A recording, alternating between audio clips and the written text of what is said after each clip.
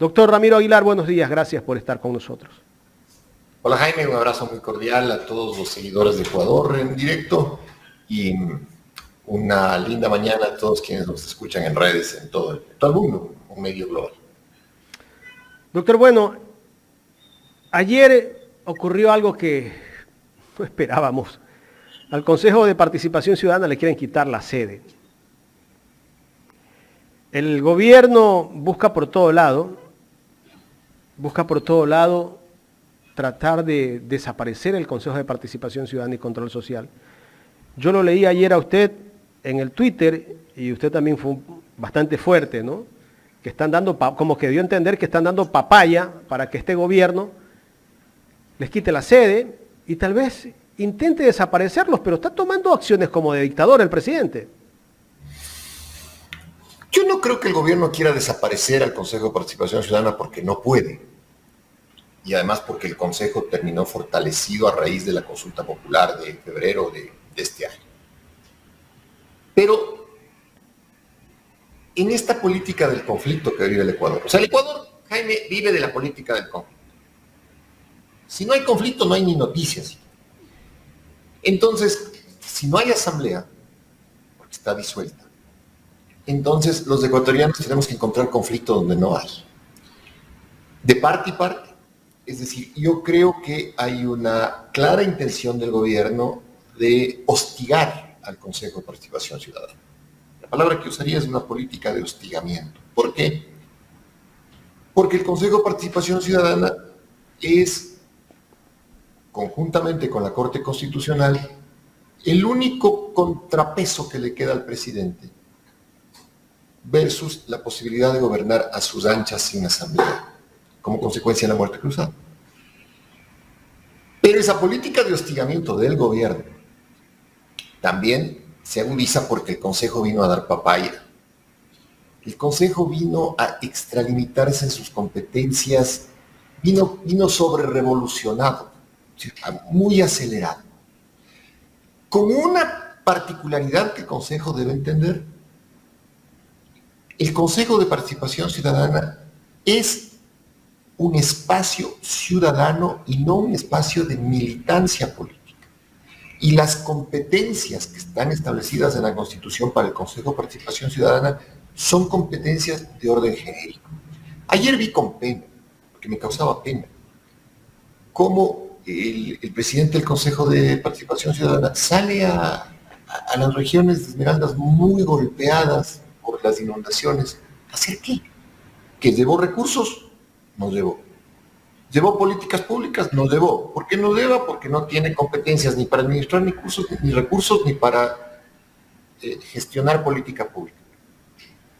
¿Para qué fue? Yo decía ayer en mi cuenta de Twitter, no hay ninguna diferencia entre los que llevaban atunes a la provincia de Manabí después del terrible terremoto de abril del 2016 y pensaron que con los atunes era suficiente y decían además déjenos llevar atunes y no nos pongan impuestos y no, aquí esto lo arreglamos entre nosotros. No hay ninguna diferencia entre esa gente y la vuelta esta de show del presidente del Consejo de Participación Ciudadana. Bajo el criterio de que nos quitan la sede pero vamos al territorio. Lo voy a decir con todas sus letras, es una payasada. Como es una payasada la del gobierno de pretender boicotear y hostigar presupuestariamente al Consejo de Participación Ciudadana y además bloquearle la sede. Pero le repito, Jaime, más allá de que sea el Consejo Vera versus la presidencia de Guillermo Lasso, sale uno y entra otro, pero siempre estamos viviendo el conflicto, no hay la posibilidad de sentarnos y conversar. Y eso es parte del problema en el país. Doctor, si bien es cierto, como usted dice, que tal vez el Consejo de Participación Ciudadana no está asumiendo las competencias que tiene que asumir, pero yo me quisiera ir un poquito más atrás. Lo que hizo el Consejo de Participación Ciudadana de Trujillo, ¿cómo es que Trujillo, sin tener la competencia de evaluar la Corte Constitucional, descabezó la Corte Constitucional y puso a una corte a la que tenemos ahora? Y ahí no pasó nada. Y bueno, no solo eso, pues hicieron una serie de barbaridades. Y con lo que quieren hacer ahora los que le están pidiendo a la fiscal en este momento, que explique cómo fue que ella hizo su tesis y que ahora le sale con plagio. A ver, Jaime, lo que hizo el Consejo de Participación Ciudadana Transitorio de Trujillo fue infame.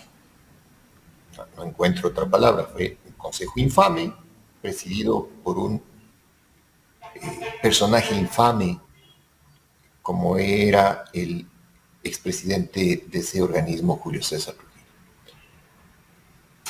Pero cuando una institución se mancha de infamia, como se manchó el Consejo de Participación Ciudadana Transitorio, tiene que limpiarse. No puede seguir manchándose de infamias.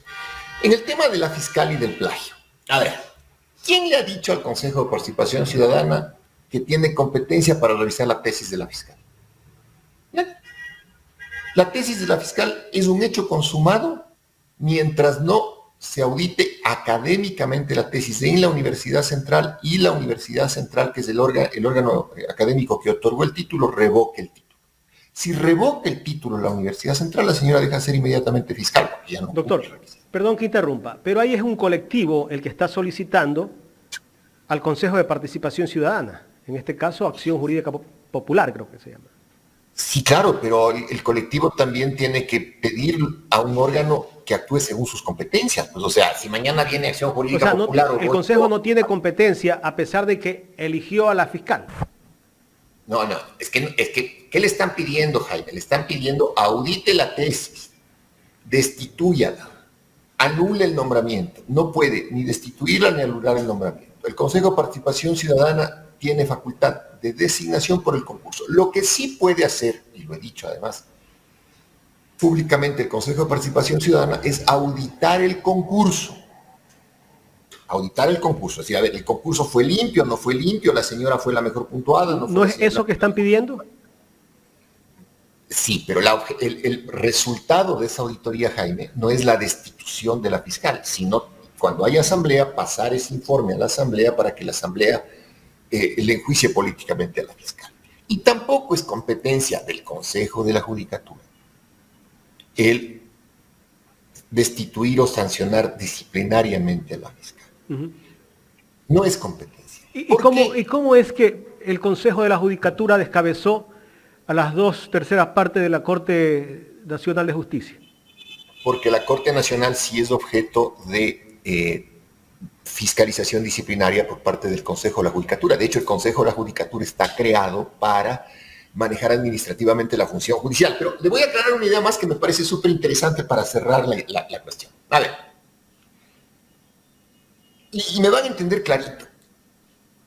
El fiscal general en los 70 del siglo pasado no tenía autonomía la fiscalía y eran parte de los juzgados y parte de la Corte. El fiscal general era parte de la Corte Suprema. Pero no hacía nada, porque el proceso era distinto. El proceso era inquisitivo y manejaban los jueces, y habían jueces de instrucción. En un momento determinado, dicen, no, pues un fiscal así no nos sirve. Y se crea la ley orgánica del Ministerio Público y pasa el fiscal general a ser designado por el presidente previa terna presentada por el procurador, con el propósito de irlo independizando de la función judicial. Como cambió el sistema procesal y el fiscal ejerce la acción penal, entonces el Ecuador dijo, no, vamos a crear una fiscalía autónoma que va a ejercer la acción penal. Incluso en la Constitución del 98 se le daba la posibilidad de crear un cuerpo policial especializado. La policía se opuso porque mantiene el monopolio de los medios policiales, la fiscalía se acomodó y después, con la plena vigencia del Código Orgánico Integral Penal, entonces la fiscalía tiene que tener autonomía, distinta a la función judicial, porque el juez tiene que ser independiente respecto del fiscal y no puede tener un elemento que vincule a los dos como es el Consejo de la Judicatura. ¿Ok? En ese contexto, Jaime, en ese contexto, para que la fiscalía sirva tiene que ser autónoma, autárquica y rendir cuentas solo políticamente a la Asamblea Nacional. Entonces, ¿ante quién rinde cuentas el fiscal? Respecto del manejo de los recursos públicos, a la Contraloría. Respecto de su actuación política ante la Asamblea Nacional. Si nos equivocamos y pusimos un fiscal que es un inepto y pierde todos los juicios, o una fiscal que es un inepto y pierde todos los juicios, la salida es el juicio político en la Asamblea Nacional. Ahora bien, la fiscal es impresentable. Cuidado, vayan a malinterpretar y crean que yo estoy defendiendo a la fiscal 10/20. No, la señora Diana Salazar es impresentable. Pero no podemos solucionar lo impresentable con otro hecho impresentable. No podemos decir que bien que el Consejo de Participación Ciudadana haga lo mismo que hacía el impresentable y perverso Consejo de Participación Ciudadana de Trujillo. Porque entonces no vamos a salir nunca del hueco, Jaime. No vamos a salir nunca del hueco. Es decir, si los unos lo hacen, es una porquería, pero para contrarrestar esto, hagamos la misma porquería a otros. No tiene sentido. Hay que defender, como usted ha marcado siempre también, y en eso creo que estamos los dos claros, la institucionalidad. Molesta a la fiscal, a mí me incomoda la fiscal, ha destrozado la fiscalía. No solo el despacho de la fiscal, ha destrozado la institución de la fiscalía. Fue a refugiarse en las polleras de la embajada americana, que es un acto pero impresentable, bochornoso, una cosa pero... no, tengo palabras más duras para describir lo que hizo la fiscal en la foto de la embajada. Pero es lo que hay. Y tenemos que deshacernos de la fiscal de acuerdo con la ley, no quebrando la ley. Doctor, en este panel me acompaña Gustavo Jiménez, que tiene más inquietudes para usted. Gustavo. Gracias, Jaime. Doctor Aguilar, muy buenos días. Quisiera llevarlo a otro tema de la coyuntura política del país, que tiene que ver básicamente con las próximas elecciones, con las precandidaturas, las posturas y los acuerdos. Hay quien dice que para esta nueva elección ya no importa qué ideología tenga el candidato, sino que venga y se siente a trabajar. No todos los ecuatorianos estamos tan de acuerdo. En mi pensamiento particular sí me interesa mucho saber de qué ideología partidista viene ese candidato para de alguna manera saber qué rumbo va a tomar el país. Vea usted lo que nos está pasando con el señor Lasso, ni fu ni fa. Vea usted lo que pasó con el señor Moreno, ni para qué hablar.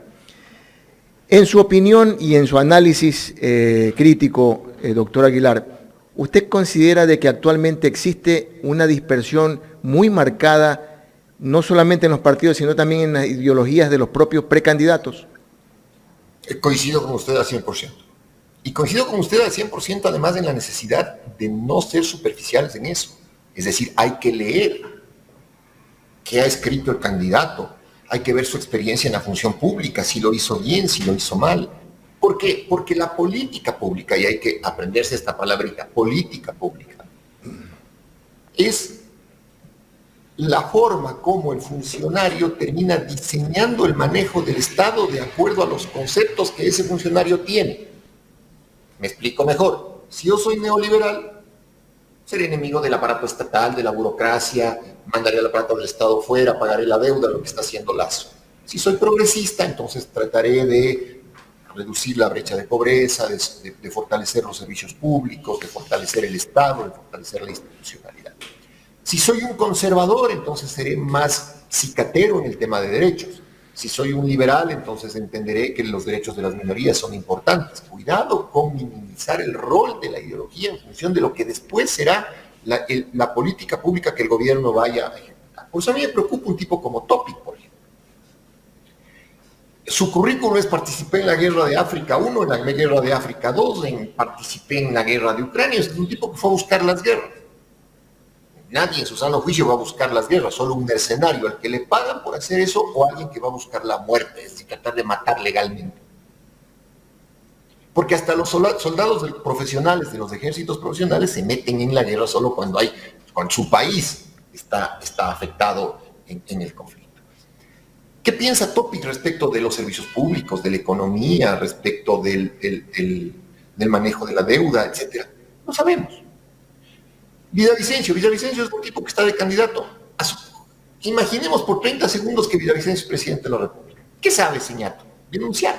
Entonces, ¿qué va a hacer en la presidencia? Una comisaría, una fábrica de denuncias y de persecución. ¿Pero qué piensa Villavicencio de economía? ¿Qué ha escrito Villavicencio? ¿Qué oficina pública ha manejado Villavicencio? ¿Ha sido alcalde? ¿Ha sido concejal? ¿Dónde está su experiencia más allá de ser el vacunador oficial de los políticos corruptos en el Ecuador y de los que no son corruptos y también han sufrido las intenciones de vacuna de Villavicencio? El señor Sonneghosner, en el momento más crítico de la pandemia, se fue. Se fue. Entonces, ¿qué nos garantiza que el señor, en un momento, en esta crisis actual, en esta guerra urbana que vive el Ecuador, después diga, no, perdón, señores, me voy nomás, esto ha sido chiste? Entonces, ¿dónde está la experiencia de Sonneghosner en términos de gestión pública? Lo que tengo es la vicepresidencia de la que se fue corriendo. ¿Dónde está su pensamiento político? ¿Dónde está su pensamiento económico? ¿Qué ha escrito? ¿Qué conferencias ha dado? ¿Cómo piensa? Lo propio para el señor Hervas. Lo propio para la Revolución Ciudadana, que se ha demorado mucho en poner en la palestra pública sus candidatos. Es decir, aquí tenemos que ir en una elección que es de emergencia. Doctor, Dígame. pero a ver, hay lógicas y hay distorsiones. Por ejemplo, en el Partido de la Revolución Ciudadana se han demorado, pero siguiendo las normas de acuerdo al partido, ¿verdad? Pero, por ejemplo, le voy a decir la izquierda democrática, que en una elección anterior apoyó a Hervas, que ahora se va a un partido que se llama Reto, no sé si es Reto de los 80, de los 90. Ahora resulta que la izquierda democrática va a apoyar a un hombre que defiende la derecha, como el señor Sonneghosner, que tiene muchos intereses por ese sentido. Entonces, ¿a dónde nos lleva todo este sistema político de partidos que cada vez no tiene un rumbo? Porque si el Ecuador está como está es precisamente por eso. Porque no hay formación política y no hay escuela política y no hay partidos políticos y no hay credenciales electorales y empresas electorales. Y lo que, por ejemplo, creo cumplió su objetivo social, que era ponerle Lazo a una presidencia, y ya no tiene razón de ser. Lazo terminará vendiendo el movimiento porque el Lazo está en saldos, vende lo que puede. La izquierda democrática es un organismo que ha buscado siempre burocracia. Entonces es la izquierda burocrática, la decía. Y para ser izquierda burocrática necesita por ahí tener asambleístas que terminen presionando al gobierno para armar mayorías. ¿Es socialdemócrata la izquierda democrática? Yo dudo mucho que esta izquierda democrática, esta que usa el membrete y el logo de la izquierda democrática, sea la misma izquierda democrática socialdemócrata que diseñó Rodrigo Borja al iniciar el último cuarto del siglo pasado. El ex candidato Pedro Freire en Quito, que fue candidato por el Partido Socialista para la alcaldía, después apoyó a Topi y quería ser vicepresidente de los socialcristianos. Entonces sí, no hay en el Ecuador un concepto ideológico, y más bien la papeleta funciona como un álbum de cromos. Vamos a poner el cromo en el casillero A, el cromo en el casillero B, el cromo en el casillero C. Coincido con usted que la Revolución Ciudadana es la más orgánica, y el movimiento indígena y la CONAIE son los más orgánicos. Son absolutamente orgánicos, Revolución Ciudadana y CONAIE. Pero cuidado en la organicidad, se caiga en la endogamia. ¿Qué es la endogamia? En buscar esa pureza de sangre, que es un poco lo que pasó en la Revolución Ciudadana. Yo creo que la Revolución Ciudadana no abrió un proceso interno para ver cuál es el proceso ideológico más sólido, ¿no? Lo que estaban haciendo es buscando la pureza de sangre correísta, para evitar una traición, y se olvidaron, eso hay que decirlo, se olvidaron, de que ellos no van solos en la papeleta. Es decir, ellos tenían que pensar en función de la contienda, en función de los oponentes y en función de los eventuales acuerdos en segunda vuelta, porque vamos a ir a segunda vuelta.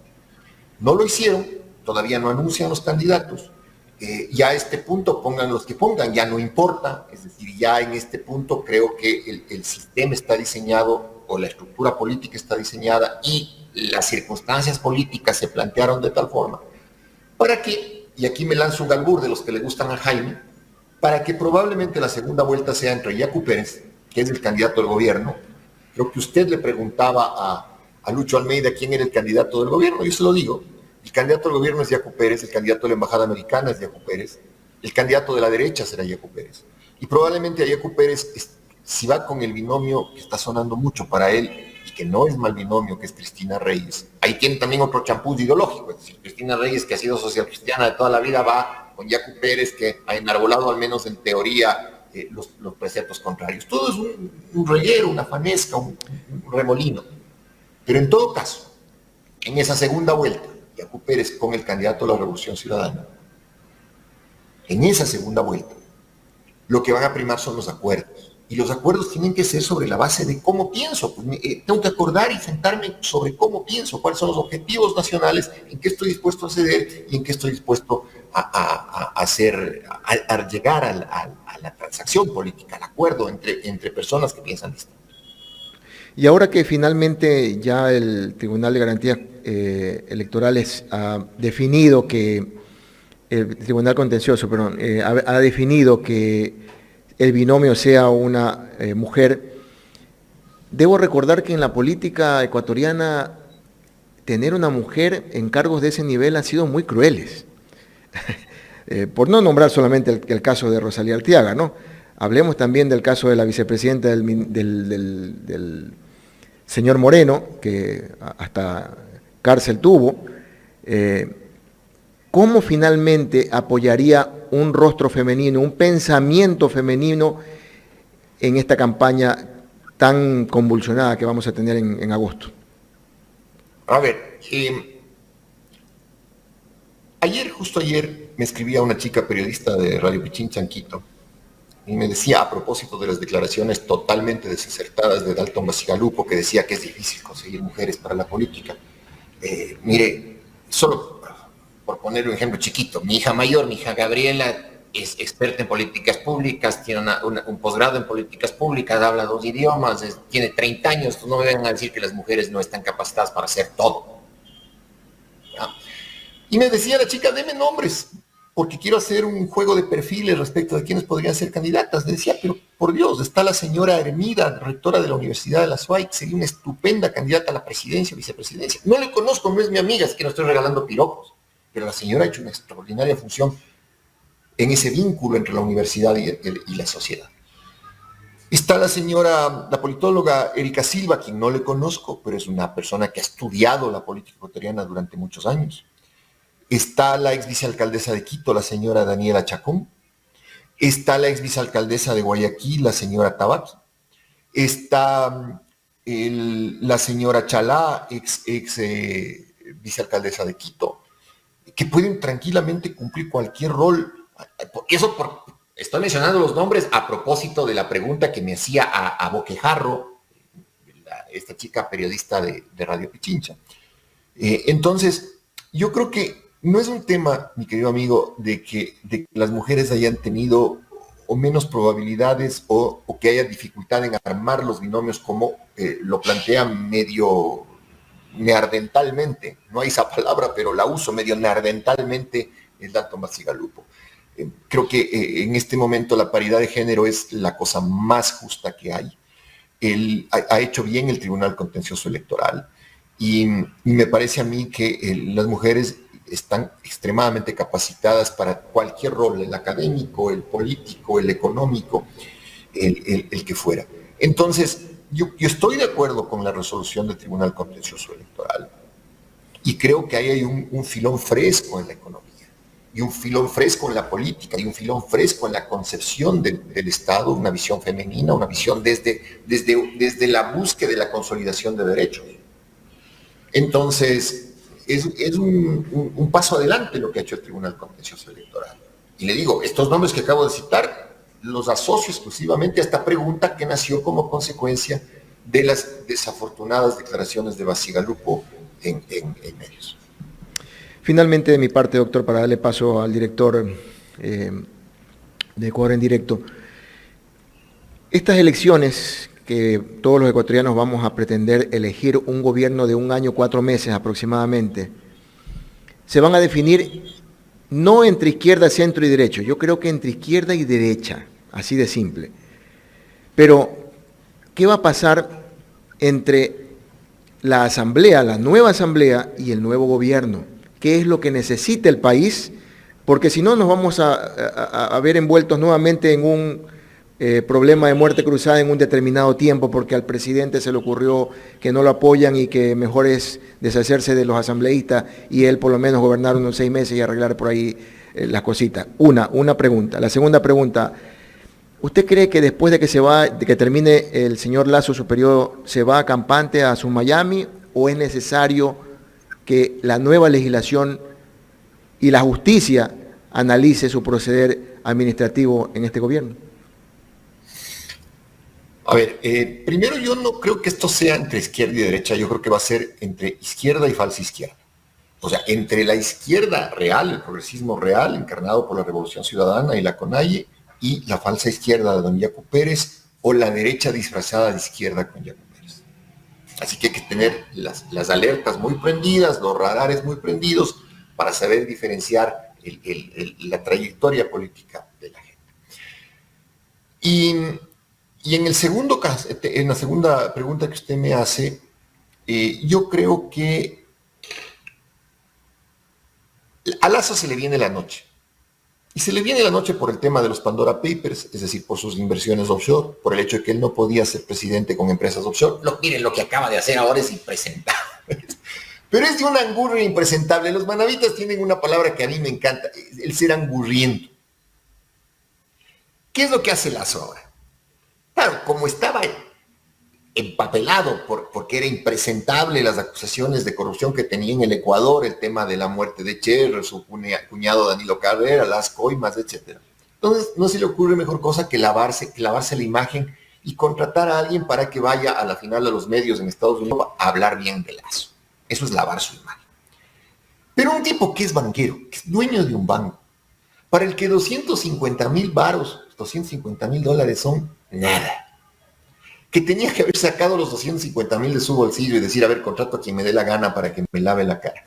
Es tan angurriento el tipo, que saca los 250,000 del Estado y se contrata él mismo. Contrata a una empresa offshore de su propiedad y le paga los $250,000, que es lo que le indigna al Miami Herald y es lo que monta la denuncia en los Estados Unidos, para que con esos 250,000 del Estado ecuatoriano entregados a una empresa de Lasso, esa empresa de Lasso vaya a tratar de lavarle la cara a un presidente que es conocido a nivel mundial por corrupción. Pues decir, la cara de Lasso cuando se denunció el tema de los Pandora Papers y de los paraísos fiscales estaba en primera plana en el diario El País y en otros medios mundiales. Entonces a Lasso se le viene la noche. A Lasso se le viene la noche por la corrupción de su gobierno, por su cuñado Danilo Carrera, por sus empresas offshore.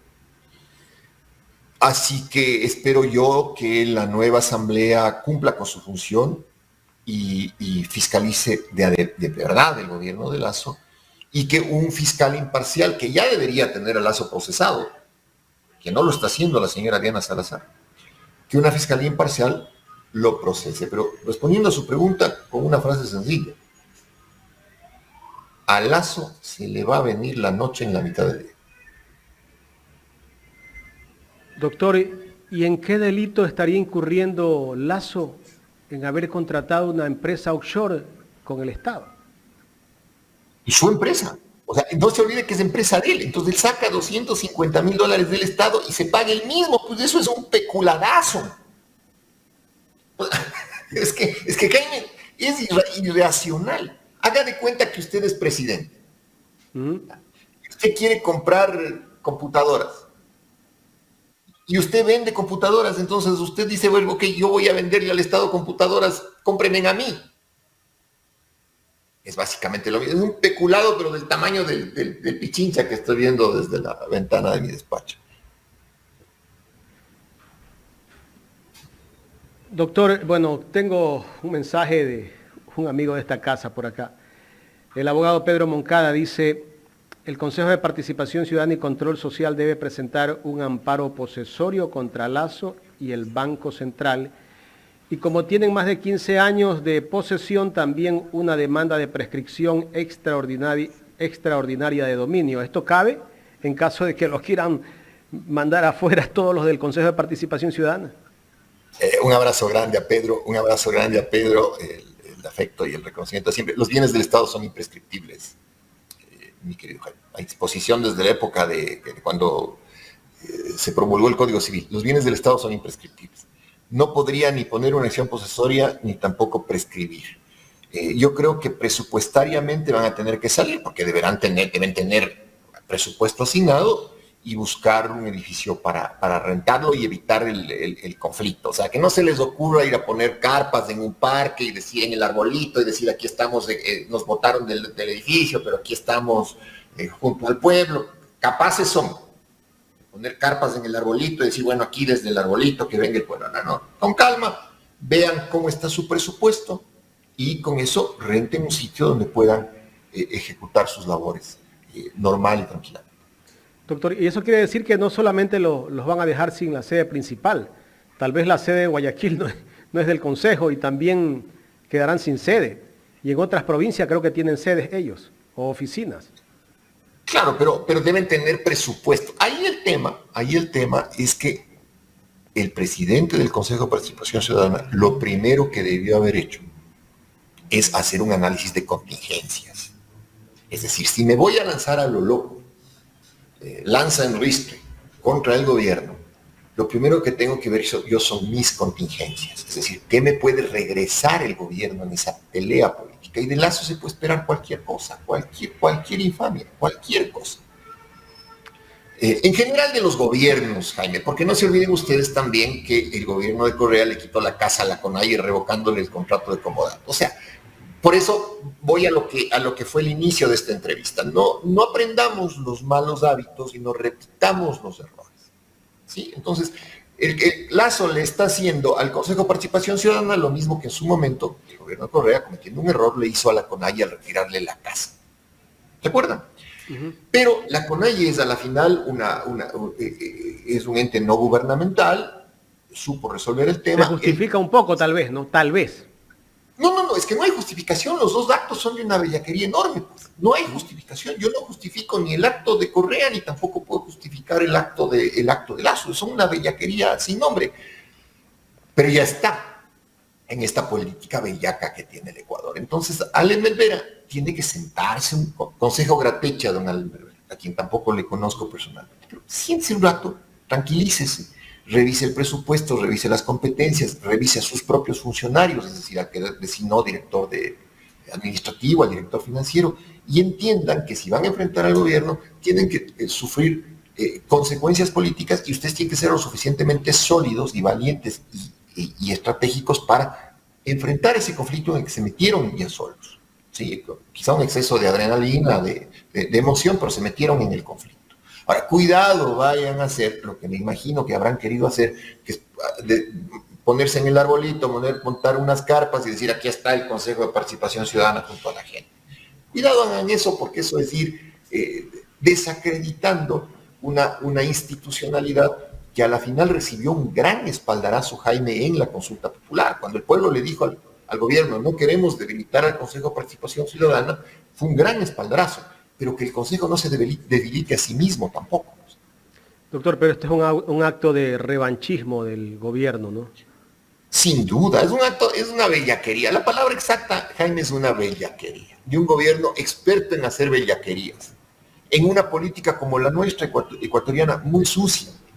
Pero si ya Allen Melvera y el resto de los consejeros entraron en un conflicto político, tienen que resolverlo políticamente y enfrentarlo políticamente con criterio y con estrategia.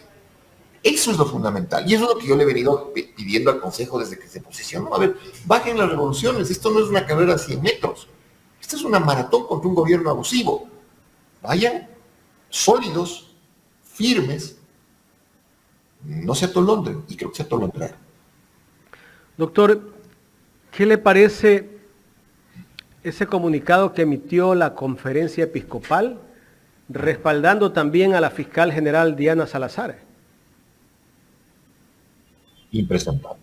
Impresentable, pero no me sorprende, Jaime. Voy a decir una cosa que es muy dura, pero es cierta. En una iglesia que protegió la pedofilia, que es el abuso sexual de los niños.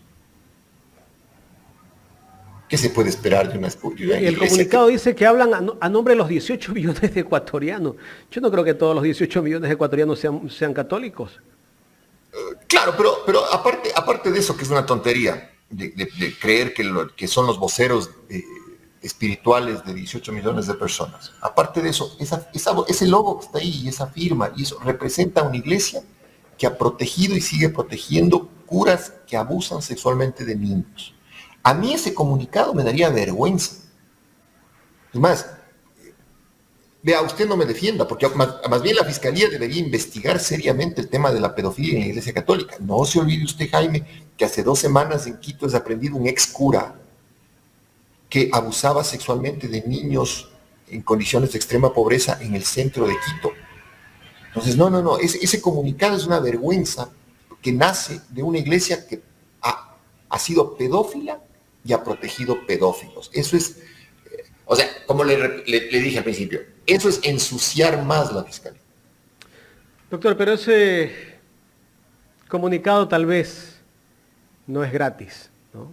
Seguramente alguien le dijo a la conferencia episcopal, oye, mándate un comunicadito por ahí para que respaldes a la fiscal, ¿no?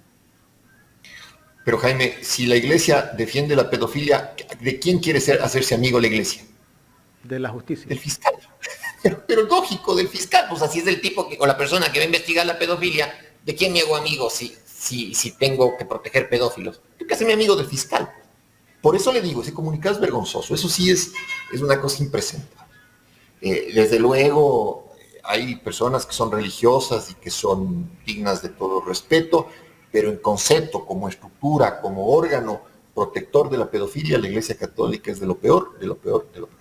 Usted vio la entrevista que le hizo del Rincón a la fiscal Diana Salazar, que fue una entrevista casi que para tirarle flores, e incluso al final la fiscal dice, cuando del Rincón le pregunta qué va a hacer cuando ya usted no sea fiscal, pues bueno, yo creo que voy a estar lista para trabajar afuera, ¿no? O sea, como que dijo, yo acá en este país no me quedo, va seguramente a una corte de derechos humanos, a trabajar en la justicia internacional. No la vi porque, o sea, dudo mucho que la señora fiscal general aporte nada en una entrevista. Y supongo yo que la entrevista con Del Rincón la habrá pactado la embajada, que es a donde fue la embajada americana. Claro, le tiraron flores, no la cuestionaron, incluso exacto, la defendía Del Rincón. Exacto, entonces, y lo que haga la fiscal después de ser fiscal ya no nos importa, ¿no? Y también habrá que auditar su nombramiento, habrá que auditar su gestión en la fiscalía. Mire, Jaime, solo para que se haga una idea de una cosa. Aseguran que yo soy abogado, ejerzo mi profesión, yo vivo de mi profesión de abogado. Yo no vivo de hacer política, yo soy abogado. Lo que están viendo atrás en el fondo de la cámara es mi despacho y aquí se ejerce la abogacía. Yo litigo. Fui acompañando a una cliente mía a dar una versión la semana anterior. La fiscalía no tiene ni tinta en las impresoras. Ni tinta en las impresoras. Las versiones se imprimen como esas facturas de los restaurantes donde no hay tinta. Y cuando les dije, vean señores, ¿por qué no cambian de tinta? Porque cuesta $300 y no hay recursos. No me digan que la fiscalía en su presupuesto no tiene $300 para cambiar de tinta. Entonces la señora fiscal no sabe manejar la institución, no sabe gestionar recursos, no sabe administrar presupuestos porque está ocupada buscándose la bendición de los americanos y pensando que después los americanos le van a premiar con la corte en la Haya o alguna tontería de esas. Los americanos le dirán gracias porque los americanos, y así tiene que ser, porque ellos buscan proteger sus intereses, y así tiene que ser. Esto no es crítica, es simplemente política pura. Los americanos no tienen amigos, tienen socios mientras los socios sirven. Hasta que les puede servir pues esa persona. Doctor, antes de que vayamos a la recta final de esta entrevista, me gustaría escucharlo usted, la decisión del conjuez de la Corte de Justicia que decidió dejarlo a Moreno que se presente en la embajada en Paraguay y una vez cada 4 meses en vez de la prisión. Eso es absolutamente ilegal. La ley es clarísima. Si se incumple una medida cautelar, tiene que ordenarse la prisión preventiva. Y la presentación es ante una autoridad de justicia, no ante el embajador o ante el cónsul. Porque entonces todos los que están prófugos del Ecuador, que viven en Miami, lo que van a hacer es, a ver, déjeme presentar en el consulado en Miami. Eso es ilegal. El conjuez actuó violando la ley, y también el propio conjuez deberá responder en su momento, y esta vez sí ante el Consejo de la Judicatura, por qué lo hizo. Pero es que la justicia en el Ecuador, mi querido Jaime, está patas arriba. Ayer mismo se discutía si a la consejera del Consejo de la Judicatura, Barreno, y a Morillo les metían presos o no. Y al expresidente de la Corte Provincial de Quito, al juez Jaya, si le metían preso o no. O sea, es un país donde es lo que se discute entre los jueces es qué juez manda preso a otro. Entonces, en ese escenario no se sorprenda que hayan otro tipo de intereses, que haya jueces que cedan a presiones de cualquier naturaleza y se den resoluciones como las que beneficiaron a Moreno. Doctor, y la última, ya en el plano político. El candidato del presidente de la República, usted hace un rato decía que era Yacu Pérez. ¿Y Villavicencio dónde queda? No, pues Villavicencio está haciendo bulla, está prendiendo la radio y bailando en la nariz de todo el mundo con esta impresentable candidatura a la presidencia. Él sabe que no tiene ni el 2% de la votación, pues, por Dios. Pero hace mucha bulla y los medios a los cuales sirve Villavicencio y de los cuales se han servido de Villavicencio le ayudan a hacer bulla y terminará haciendo una falsa alianza. No se olvide que el partido por el que está Villavicencio es el de la señora Romo, el de María Paula Romo. Entonces terminará Villavicencio buscando un puesto en la lista nacional para volver a la asamblea a hacer su negocio, que es la vacunación. Entonces, pensar que Villavicencio es el candidato, no. El candidato del gobierno se llama Yacu Pérez. Y él va a estar probablemente en segunda vuelta. Vamos a ver si no me falta la bola de cristal, pero yo creo que la segunda vuelta será Yacu Pérez, Revolución Ciudadana, en una elección muy complicada para la Revolución Ciudadana, porque no supo abrirse ante un eventual acuerdo nacional que tenía necesariamente que darse en segunda vuelta. Guarde esta entrevista, Jaime. Afortunadamente el plazo es corto. Quizá usted tiene la gentileza de invitarme a veces. Quizá esto que le estoy diciendo sea lo que vaya a pasar. Seguro. Pero bueno, a Villavicencio lo hemos visto más crecido que rosquita en agua, como dicen en la esquina de mi barrio.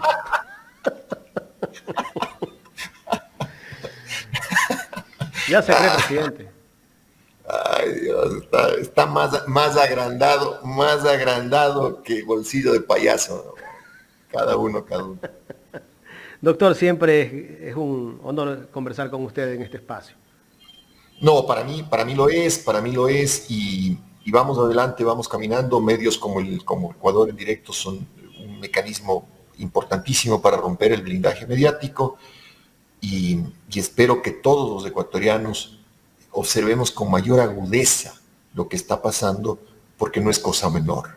Es una elección en época de crisis, es un país que entra a terapia intensiva y que necesita el mejor tratamiento para este año, 4 meses. Nada de improvisar. Un abrazo grande, Jaime. Gracias al doctor Ramiro Aguilar, analista político. Hemos hablado de la coyuntura política que vive el país, las situaciones de la política, lo que está pasando en el Consejo de Participación Ciudadana y Control Social, la Fiscalía y tantos problemas, ¿no?, que tiene este Ecuador del alma.